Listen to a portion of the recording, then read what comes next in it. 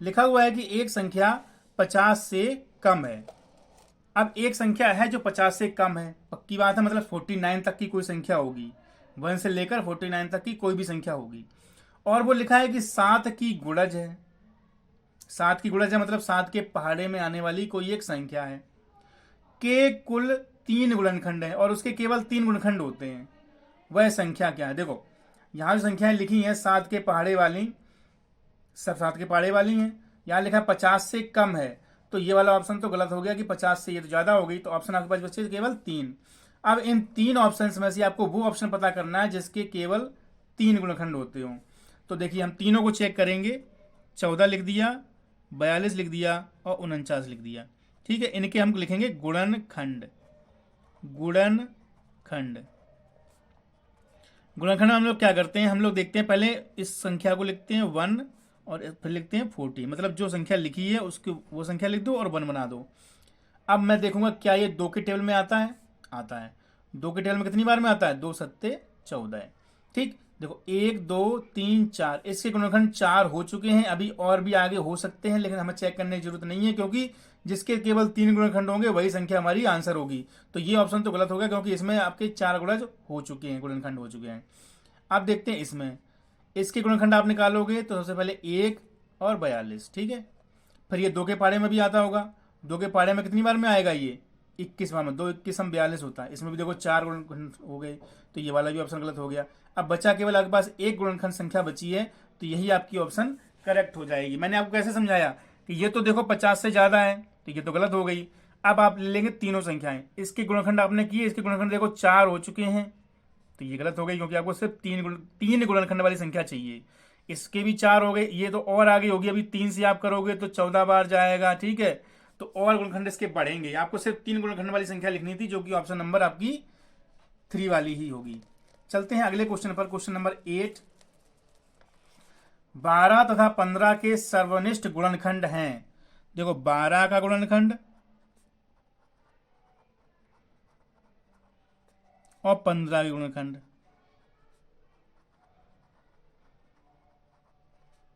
देखो 12 के लिए आप लिख दो 1 के पाड़े में 12 बार में आता है 12। ठीक है, फिर 2 के पाड़े में 6 बार आता है, 2 6 12 हो गए। अब देखो 2 और 4 के बीच में सिर्फ संख्या कितनी बची है? 3 4 और 5, 3 संख्या तो बची है, उन 3 से और चेक करना है, बस सवाल हमारा खत्म। देखो 3 के पाड़े में 4 बार में आता है, अब 3 और 4 के बीच में तो कोई संख्या बची ही नहीं, तो इसके यही गुणनखंड हो गए।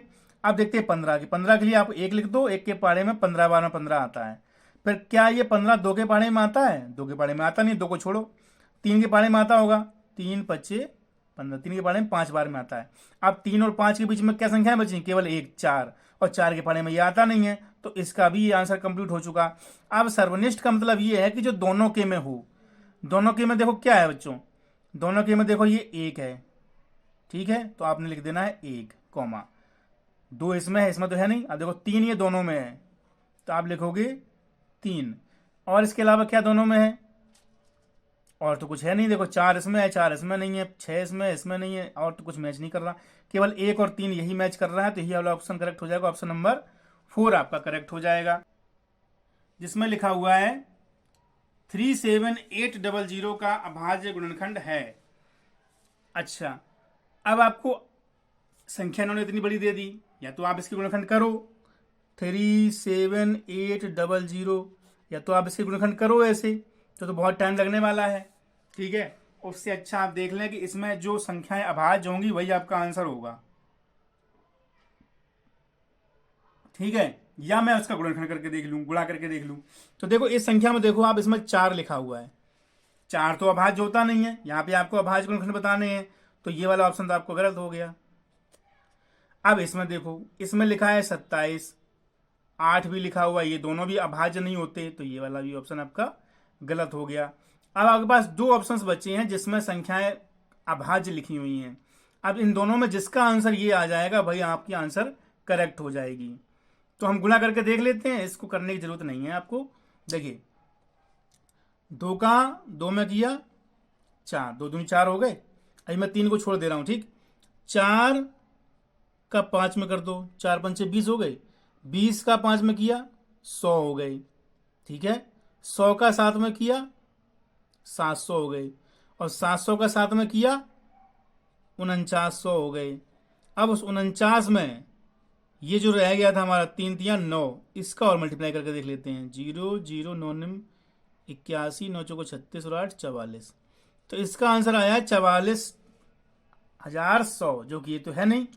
अब इसका आंसर यही होगा, ठीक है, क्योंकि इसका तो आंसर आया नहीं और ये दोनों ऑप्शन आपके गलत हैं।